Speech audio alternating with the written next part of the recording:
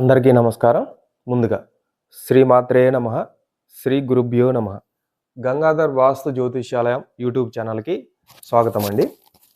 ఈరోజు మనం వాస్తులో చర్చించుకోబోయే టాపిక్ ఏంటంటే, చరవాస్తు పురుషుడు దక్షిణ శిరస్కుడుగా ఉన్నప్పుడు ఏ సింహద్వారం గల ఇండ్లను నిర్మించుకోవచ్చు చూద్దామండి. ఈ చరవాస్తు పురుషుడు దక్షిణం వైపు ఏ ఏ మాసాల్లో ఉంటాడంటే, దక్షిణ దిశలో ఏ ఏ మాసాల్లో పరిభ్రమిస్తూ ఉంటాడు అంటే, మార్గశిర పుష్య మాఘమాసాలలో దక్షిణం వైపు దక్షిణ శిరస్కుడుగా అంటే దక్షిణ దిశలో పరిభ్రమిస్తూ ఉంటాడనమాట. ఈయన దక్షిణ దిశలో పరిభ్రమించినప్పుడు మనం ఏ ఏ సింహద్వారం గల ఇండ్ల నిర్మించుకోవచ్చో ఇప్పుడు చూద్దాం.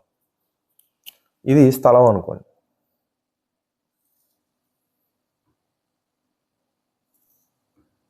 ఇది తూర్పు, ఇది పడమర, ఇది ఉత్తరం, ఇది దక్షిణం. అయితే ఈయన మార్గశిర పుష్య మాఘమాసాలలో దక్షిణ శిరస్కుడుగా అంటే దక్షిణ దిశలో పరిభ్రమిస్తూ ఉంటాడని చెప్పాం కదా.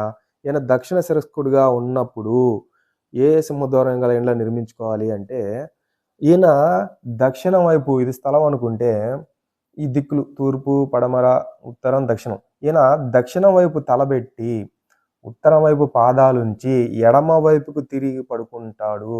ఎడమ వైపుకు తిరిగి పడుకున్నప్పుడు పడమర వైపేమో పూర్ణ దృష్టి ఉంటుంది, ఉత్తరం వైపేమో పాద దృష్టి ఉంటుంది ఈయనకి, వాస్తు పురుషుడికి. అప్పుడు పడమర సింహద్వారం గల ఇండ్లని, ఉత్తర సింహద్వారం గల ఇండ్లని ఈ మార్గశిర పుష్య మాఘమాసాలలో మనం నిర్మించుకోవచ్చు అన్నమాట.